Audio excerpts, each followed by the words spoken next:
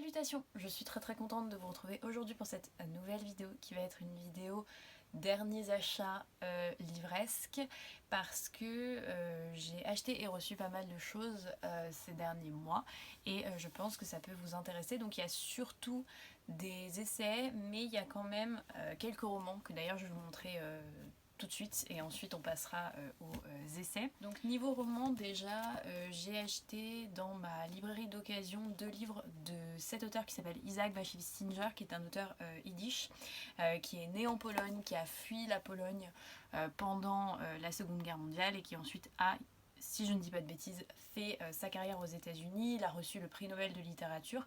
Moi, c'est un auteur que j'avais découvert l'année dernière avec Shosha, qui est un livre qui m'avait énormément marqué, alors même que sur le moment j'avais trouvé ça bien mais sans plus, et en fait ça fait partie, je pense, des lectures que je garderai de mon année 2020. Et donc quand je suis allée dans ma librairie d'occasion et que j'ai vu qu'ils en avaient pour 1 € je crois, et bien j'en ai acheté. Donc j'ai pris ces deux-là plus un autre que je ne vais pas vous montrer dans cette vidéo parce que je l'ai déjà lu, donc ça sera l'occasion d'un point lecture avec d'autres romans. Mais donc dans ceux que j'ai achetés et pas lus, il y a Le Petit Monde de la rue Krochmalna. Je précise au passage, vu que j'ai prononcé ça de manière totalement dégoûtante, que tous les titres et tous les titres et auteurs sont dans la barre d'infos si jamais il y a un livre qui vous intéresse et que vous n'êtes pas sûr. Donc c'est celui-ci, ça se passe en Pologne je crois, à Varsovie. C'est assez fréquent dans son œuvre. Et j'ai aussi pris celui-ci qui est beaucoup plus gros, donc j'espère arriver à le lire. C'est Le Manoir. Et voilà, je sais pas exactement de quoi ça parle, mais ce que je sais c'est que c'est vraiment un auteur que j'apprécie beaucoup. Je trouve que ses constructions de personnages notamment sont toujours très intéressantes. Ensuite, niveau roman, j'ai pris un livre, là encore, d'une autrice que j'ai découvert l'année dernière, fin d'année 2020, que j'ai adoré et donc j'avais très envie d'en lire d'autres. C'est Elisabeth Gaskell avec ce livre-ci qui est Mary Barton. Pour ma part, j'ai déjà lu Nord et Sud qui sont plus connus je crois, et ça avait vraiment été une très belle découverte. Je vous en avais parlé en vidéo pour le coup de celui-ci et j'étais assez enthousiaste dans mon souvenir parce que j'avais trouvé que, bon, il y a l'histoire d'amour qui est très connue quand on parle de Nord et Sud, et là je crois qu'il y a encore une histoire d'amour, mais au-delà de ça c'était vraiment cette opposition qu'elle mettait en place entre le Nord et le Sud, j'avais trouvé très profonde, très intelligente, traitée de manière très pertinente. Donc voilà, et puis c'était hyper facile à lire, hyper fluide, et je sais que j'aime bien avoir ce genre de roman où je sais que quand je vais rentrer dedans ensuite je vais être prise jusqu'au bout. Ça procure de l'évasion et en même temps de la réflexion, donc c'est super. Et donc j'ai pris celui-ci qui se passe encore pendant la révolution industrielle. On va suivre une jeune fille à Manchester qui va épouser je ne sais plus qui et en même temps elle aime je ne sais plus trop qui, enfin bon bref. C'est assez classique dans la littérature de cette période-là, dans la littérature victorienne, mais moi j'aime beaucoup, donc je suis contente, et je suis aussi contente de l'avoir trouvé d'occasion moins cher du coup. Et donc avec ça c'est tout pour les romans. Je vous avais dit qu'il n'y en avait pas beaucoup et il y en a vraiment pas beaucoup, et le reste ça va être des essais. Donc déjà, pour continuer un peu sur la lignée de la révolution industrielle, de la question capitaliste et tout ça, je me suis procuré 2 livres de Frédéric Lordon. Donc comme vous voyez, il y en a un que j'ai déjà lu, donc il fera lui aussi l'objet d'une vidéo point lecture. Donc c'est Capitalisme, désir et servitude, Marx et Spinoza. Ça a été une découverte géniale, vraiment. Je m'attendais pas à ça et j'ai été très agréablement surprise. Donc j'ai hâte de vous en parler en détail, mais ce que je peux déjà vous dire c'est que c'est extrêmement brillant, vraiment. Il y a une utilisation notamment des théories spinozistes qui m'a totalement bluffée pour ma part, voilà. Parce que Spinoza c'était un auteur que j'avais déjà rencontré pendant mes études, mais j'avais jamais vu en fait tout le potentiel qu'il y avait, et je trouve que c'est vraiment un livre qui arrive, voilà, à utiliser ces théories qui sont très classiques dans l'histoire de la philosophie sur des questions précises, et moi c'est toujours quelque chose qui me fascine, donc j'ai beaucoup aimé. J'ai aussi pris totalement dans la même veine La Société des affects, qui a un titre spinoziste, ça hurle Spinoza, pour un structuralisme des passions, donc qui est un peu dans la même dynamique, et j'ai très hâte de le lire, surtout après avoir adoré le premier. Ensuite, toujours sur des questions capitalistes, monde ouvrier et tout ça, j'ai pris écrit ce livre de Jacques Rancière qui s'appelle La nuit des prolétaires, archives du rêve ouvrier.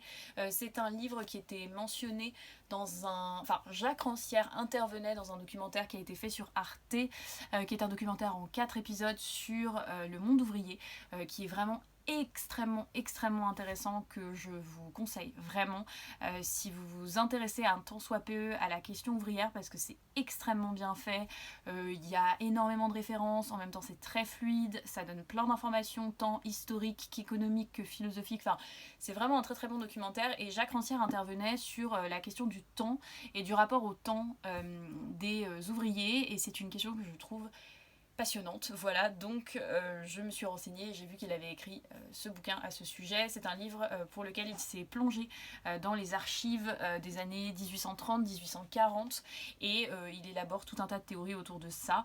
Donc j'ai très hâte de voir, d'autant plus que je connais pas du tout Jacques Rancière, mais j'en ai entendu pas mal de bien, donc nous verrons bien. Ensuite, on va un peu continuer sur ces questions toujours de travail, toujours de monde ouvrier, de relations de travail, de droit du travail, enfin bon bref. J'ai acheté ce livre d'Alain Soupiot, comme vous le voyez, je l'ai un tout petit peu commencé, mais vraiment un tout petit peu, il faut que je m'y remette. La gouvernance par les nombres, c'est un livre que j'avais vu passer plein de fois, qui était mentionné dans des livres que j'avais pu déjà lire, et puis j'avais regardé quelques conférences d'Alain Soupiot.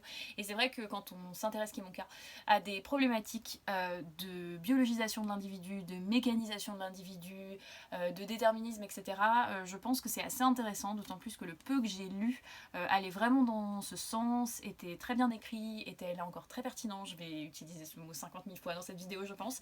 Et Alain Soupiot, c'est en plus un des grands juristes français, donc c'est toujours bien de voir ce qu'il a à dire, et j'espère pouvoir le continuer et l'achever très bientôt. Et dans le cadre de mes découvertes d'Alain Soupiot, je suis tombée sur une conférence dans laquelle il recommandait 3 bouquins, enfin il en recommandait plein d'autres, hein, mais je n'ai pas tout pris quand même. Donc il y a ce livre-ci, La politique des grands nombres, histoire de la raison statistique, d'Alain Desrosières, qui m'a l'air assez ardu, mais intéressant, donc j'ai hâte de voir. Je vois en plus là il y a des références à Durkheim et à plein d'autres gens, donc ça a l'air très sympathique. Par contre c'est vraiment écrit tout petit et il y a des calculs, donc on verra, mais j'espère que ce sera bien. Et j'ai également pris un livre, j'étais hyper contente de voir qu'il mentionnait en plus un livre qui parlait de ça, parce que ça pour le coup c'était quelque chose que j'avais déjà vu dans un autre essai que j'avais lu d'anthropologie criminelle. C'est ce livre en 2 tomes qui s'appelle Le geste et la parole, qui a été écrit par André Leroy-Gourand, qui est un livre qui revient sur, alors je sais pas si c'est lui qui l'a théorisé, je ne pense pas, mais peut-être, sur une théorie assez importante en anthropologie qui revient sur cette idée qu'il y aurait une dualité fondamentale chez l'être humain, qui est la dualité entre la main et la face, donc entre le geste et la parole, et donc le fait que nous sommes à la fois des êtres de geste, donc nous mettons en place des techniques, nous sommes capables d'actions violentes, etc., et des êtres, pardon, pas des gestes, des êtres de langage, donc nous élaborons un langage et tout ça. Et ça c'est vraiment une théorie qui est hyper intéressante, hyper fructueuse sur plein de pans en fait, notamment sur des plans juridiques, puisque c'est ce qui explique le procès, qui est une forme de médiatisation du rapport à l'autre, de ritualisation aussi, et donc ce passage en matière criminelle notamment et surtout, parce que c'est un peu moins vrai au civil, mais ce passage de la violence à la parole en fait, cette médiatisation de la violence, cette ritualisation de la violence par le biais de la parole qui permet d'obtenir une paix sociale. Donc c'est vraiment hyper intéressant, c'est intéressant aussi en droit du travail et dans plein d'autres domaines, et donc il y a ces 2 tomes qui en parlent. Donc il y a Technique et langage, qui est le premier tome du geste et la parole, et La mémoire et les rythmes, 2e tome du geste et la parole. Donc j'ai très hâte de lire et je suis très contente de l'avoir trouvé. Ensuite, dans la continuité de cette veine autour des questions de droit, autour des questions de droit pénal, autour des questions de procès pénal, j'ai découvert en allant chez Gibert un auteur que je ne connaissais pas du tout, qui est un auteur du XXe siècle qui s'appelle Lyotard. Donc peut-être que tout le monde le connaît sauf moi. Si c'est ça, bah écoutez, maintenant je sais qui c'est. Donc d'abord je suis tombée sur ce livre-ci, qui n'est pas un livre de Lyotard, qui est un livre d'introduction à sa pensée, et surtout c'est un livre des éditions, de la série Le Bien commun aux éditions Michelon, qui est une série que j'aime beaucoup, que je trouve toujours hyper intéressante, hyper claire, et enfin voilà, le peu de textes que j'ai lus de chez eux avaient vraiment été des découvertes, donc c'est ça qui m'avait attirée. Et le titre aussi, qui s'appelle La partie civile, la partie civile étant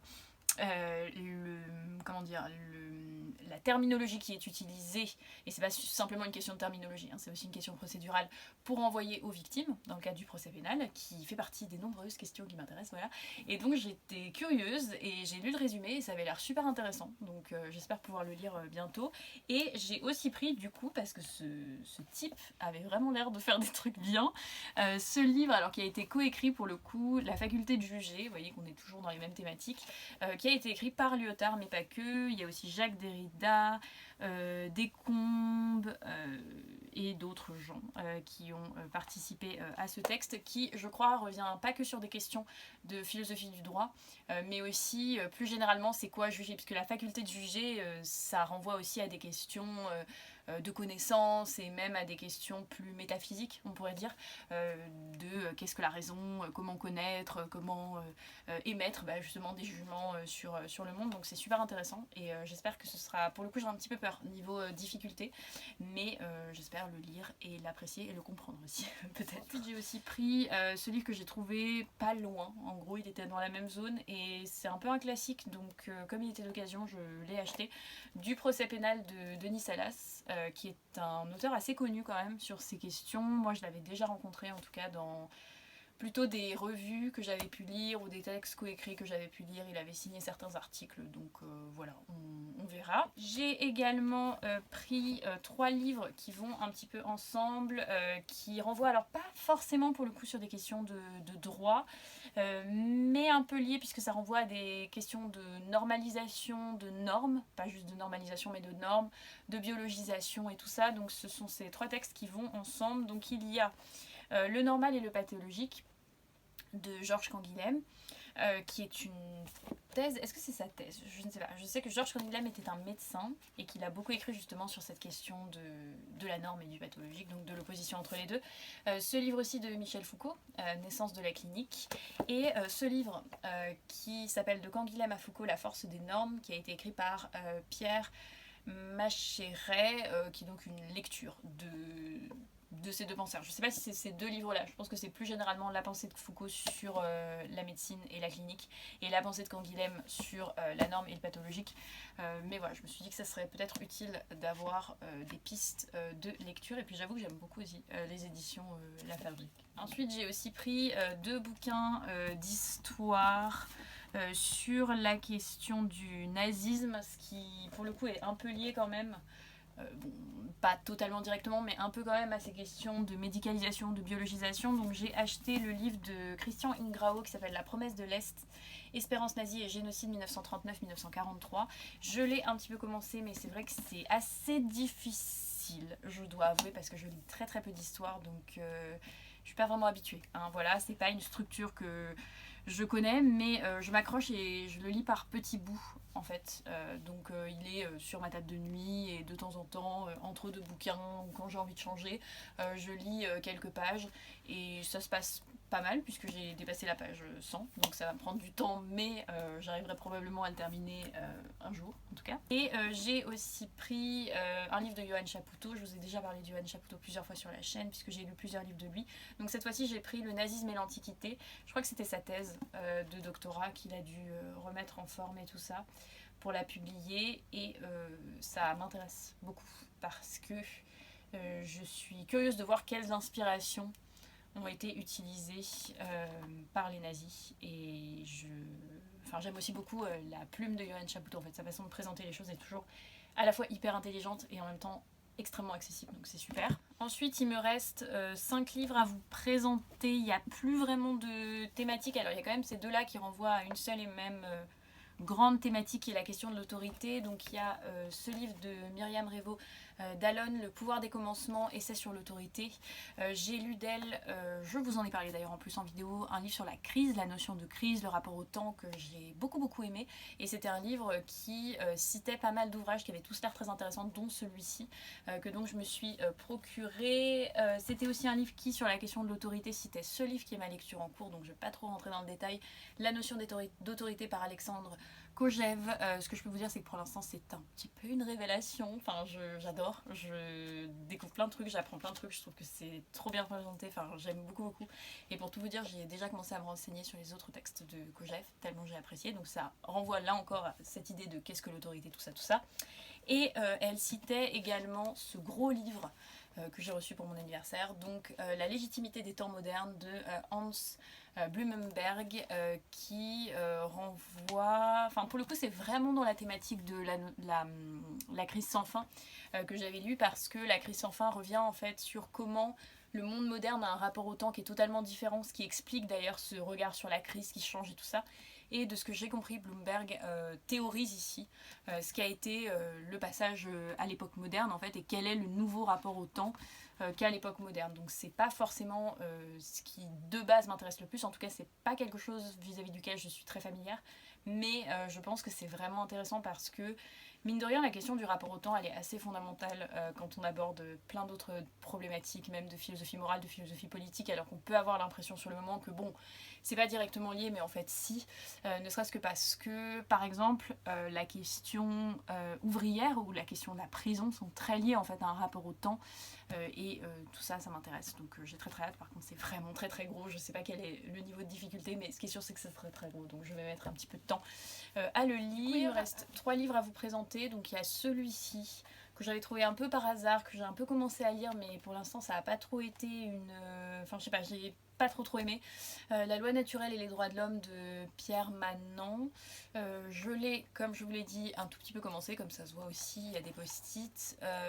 Les droits de l'homme, c'est un truc compliqué parce qu'à la fois je me dis que c'est quand même important, et donc ce serait pas mal de découvrir un peu, et de base c'est vraiment pas un truc qui me branche, voilà, on va le dire très honnêtement, mais j'essaye quand même de me renseigner, donc c'est pour ça que j'avais pris ce texte, et pour l'instant j'ai pas été hyper convaincue, d'ailleurs je l'ai un peu laissé de côté, on verra si j'arrive à le terminer un jour, enfin je vais essayer quand même de le terminer un jour, puis il me reste un peu de temps, mais pour l'instant c'est pas une très belle découverte, on va dire. J'ai aussi acheté ce livre d'histoire de Patrick Boucheron, Conjurer la peur, essai sur la force politique des images. Alors de base, j'ai jamais lu Patrick Boucheron et j'avais envie, et je trouvais la thématique super intéressante sur le poids des images, sur le poids de la représentation, sur cette question de peur et tout ça. Donc je crois que ça se passe au Moyen-Âge, c'est ça, 1338. Voilà, donc il y a très longtemps. J'espère aussi que, parce que comme j'ai dit juste avant, les essais historiques, c'est pas ceux avec quoi je vais y arriver, j'ai le plus de facilité, donc j'espère que ça se lira bien, mais j'ai envie de découvrir et la thématique m'a l'air intéressante. Et enfin, dernier texte, j'ai acheté ce livre, Terrorisme, Histoire et Droit, de Henri Laurens et Mireille Delmas-Marty. Mireille Delmas-Marty, c'est quelqu'un dont j'ai découvert les conférences il y a 1 an, et elles sont trop bien, je vous conseille d'aller voir, c'est sur le site du Collège de France. Je crois que les conférences d'Henri Laurens y sont aussi. Pour le coup, Henri Laurens, je n'ai pas écouté ses conférences, donc je ne peux pas vous dire si j'aime ou pas.